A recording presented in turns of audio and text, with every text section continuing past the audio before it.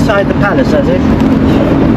The drone is in my car. Okay. He's flown the pad from here, he's flown it along the drive and above. I don't know whether he's landed it inside. No, I didn't land it. I just flew over the palace, did a bit of And are we still nosying. filming? You're a YouTuber? GoPro, yes. You're a YouTuber. Are you a viewer? What's your YouTube name?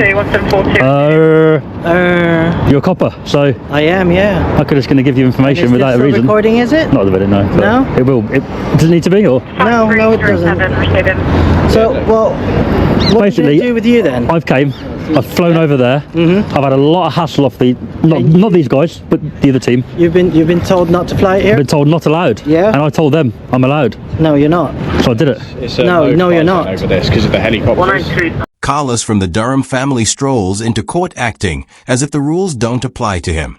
The judge lists his missed hearings, ignored pet vaccination checks, and bizarre self-given titles. But Carlos clings to the claim that is only traveling, not driving. The judge quickly shuts that down, reminding him that wordplay doesn't erase real legal obligations. In the end, no clever phrasing can protect him. Everyone is bound by the law. It's not a no-fly zone here. Yeah, yes it is. Yes. Can you show me? You gotta look it up. It is I on have. there. Go ahead and look it up. I did all my due diligence before I got here. Palaces, royals, and if the staff says no, It's not about the there. staff saying no. It's about the law, my friend. Come on. It is. If they're saying So there's the On the no-fly law. zones like airport there. But we're Yeah. there. It's nothing. but it's if you looked it up, Hampton Court Palace, no fly zone. All right. So this is what we're gonna do. I've checked. Okay. Okay. Well, you can say that if you've checked or not. There's no no-fly that's zone here, fine, my but friend. we're saying that it's not, and we've looked it up as well. This isn't a debate over airspace anymore. It's a battle of pure stubbornness. Even when confronted with fresh, undeniable facts that crush his claim, the officer refuses to budge. His position isn't about law or safety. It's about pride. Rather than admit he could be wrong, he hides behind the empty line, "We've checked," to silence pushback. That kind of dismissal doesn't just derail the conversation, it erodes public trust. In the end, drone flights are governed by the Civil Aviation Authority, not an officer's ego. Do you wanna- So I don't look. It's a busy Friday night. All right, busy Friday night. We need to be out there. We're already stripped to a few units. Okay. Right. Right. If we can just get your name, we'll treat this as words of advice. Just please don't do it again. If the staff are here and all the other staff, You should be they're educating not- them, they're saying not- he's allowed to fly over. No. We'll It's speak not to them allowed. after. We'll speak to we just them. have to deal with you first. But we are just dealing with you. I don't want this to But go you've long. told me I it's a don't no-fly zone. I don't want this to go on any longer. If we could just have your name. But this is going to keep happening. If people come here to fly drones and these guys, And not you, but if the team come out and say, can't do it. We've already had the info done from our. Can you tell me what legislation so I can check? Because I want to learn here. No, it's. We've told you that is your learning. You're not allowed. That's not good enough, my friend. Yes, it is. Because we're a police You're an officer. We're officer. telling you. Yeah. That's not good enough. All right. On a chaotic Friday night, officers are spread thin and unwilling to entertain drawn-out discussions. One tells a drone pilot, "It's busy. Give me your name. Take this as a warning, and don't fly here again." The pilot tries to explain, "I just want to share the Civil Aviation Authority rules, so your team understands this area is permitted." But the officer snaps back, "We've checked. This is forbidden." End of story. The tension makes it clear. Enforcing drone laws requires calm dialogue and accurate legal references. Without that, frustration grows and public trust suffers. I need to know the legislation. Yeah. I need to know the legislation that I've broken here so I don't do it again. See, it's completely up to you if you want to give us your details or not. Okay. It's not about So you details, don't- mate. you don't want Your to. colleague here. Yeah. The reason I hang around for police to arrive, and I didn't hang around, I was getting some food and I saw you and I thought I'd pop over, is sure. so that I can see or know that the people who have restricted my legal activity today, the drone flying, Okay. get educated and say, look, he's allowed to fly. You may not like it, but he can do it, right? Hampton Court Palace have said that is supposedly a no-fly zone. So obviously we've come with like the you checked? information that we've been told. I've read through, and it says no-fly zones. Obviously 5 kilometres from airports. This isn't an airport, but the grey area that we're trying to deal with is where they're saying it's a helicopter thing as well. So that's where we're a bit. Usually helicopter pads Yeah. are not a no-fly zone, but they're on here to tell us Yeah. to obviously watch out for aerial traffic. Yeah, of course. Yeah. I haven't seen anything on, I'll show you what I look at. I haven't seen anything on the app at all. Okay. It does turn yellow in a minute, there we go. Yeah. All that side there Yeah. is, you'll see, Bushy Park. Yeah. When the auditor politely asks for the legal basis behind the officer's claim, he isn't being awkward. He's doing what any informed citizen should, asking for clarity. But instead of citing a law or regulation, the officer dismisses him outright, relying on his badge as if authority alone proves the point. That's not how policing works in the UK. Officers are expected to act on clear legal grounds and be able to explain them.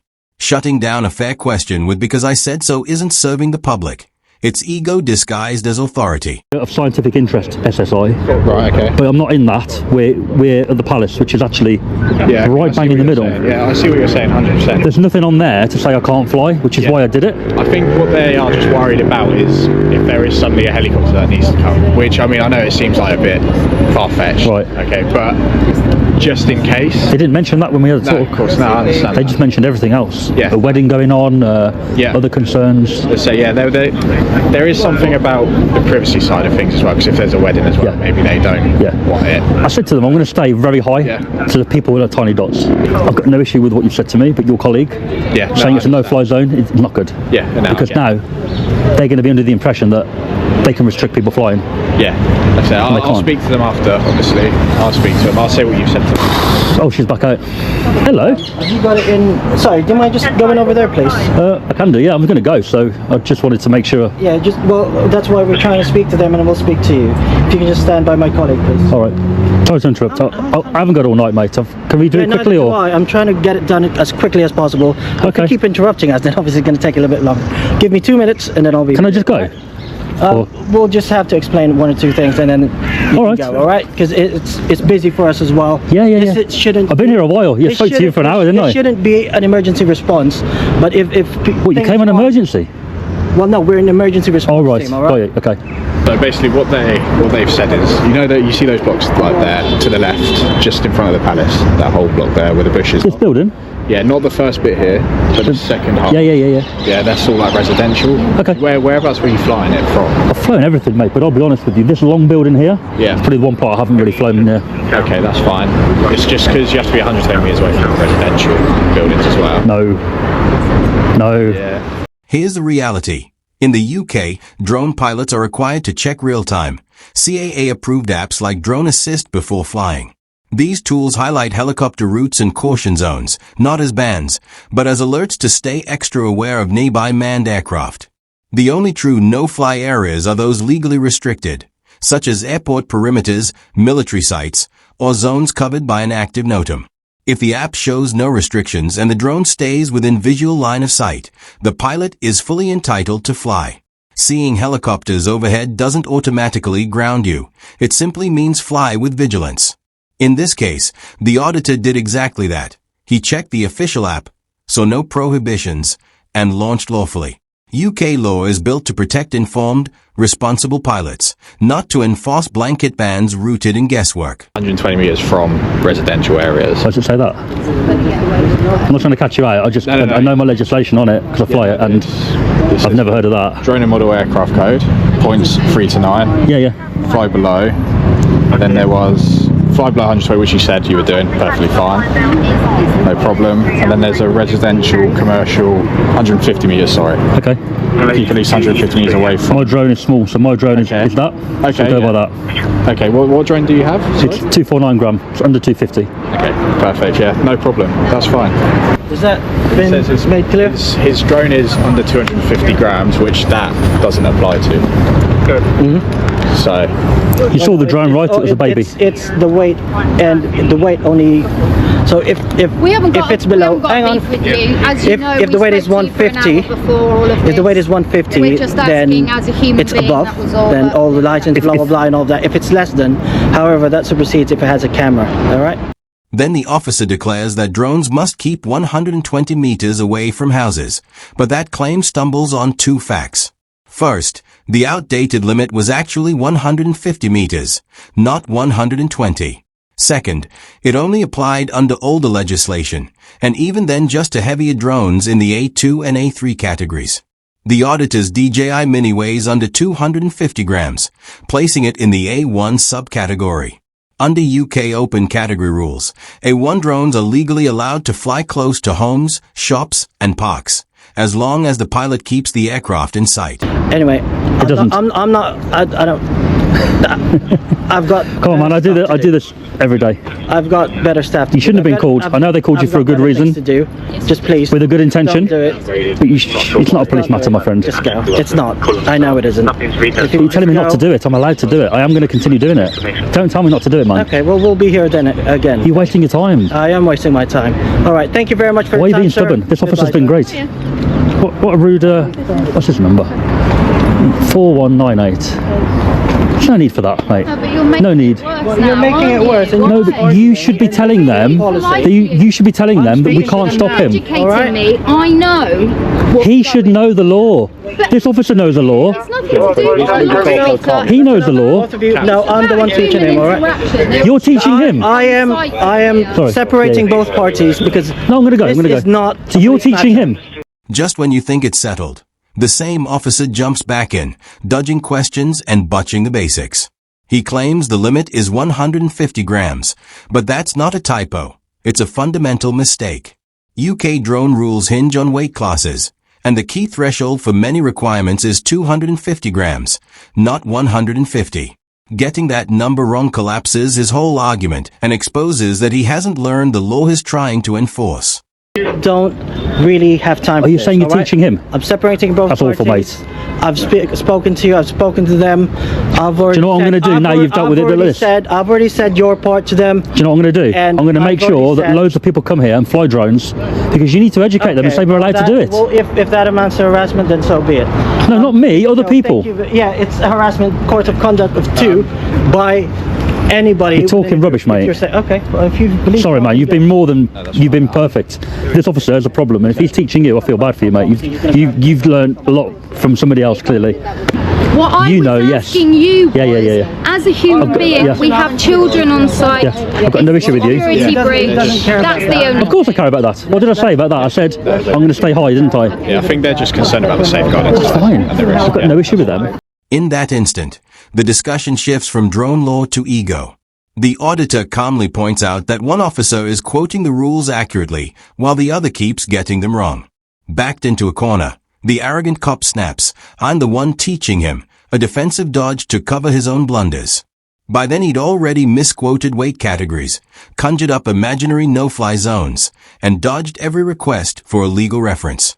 Instead of admitting mistakes, he hides behind his badge, choosing bluster over honest, professional dialogue. They've been civil, they've been polite, they've been professional. They had concerns which were, in my opinion, a little bit, their concerns were a little bit unreasonable, what they were telling me, but they're not doing it on purpose. They're just trying to do their job right. Yeah. They call you guys for advice, you've turned up. I can't blame you for turning up because you don't know the situation until you get here. Yeah. But to tell me I can't do it and don't do it again is wrong, because I can come here tomorrow, or my friend could, and fly a drone here, and they should really go, oh, just ignore him, you know, he can do it legally, right?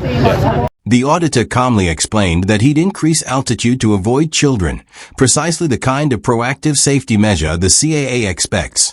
Instead of recognizing this, the officer fired back with an unfounded dig, suggesting the auditor was callous. That ego-fueled deflection dismisses responsible conduct and undermines trust far more than any cautious drone flight ever would. I'm going to go. Sorry it's happened like this, all right?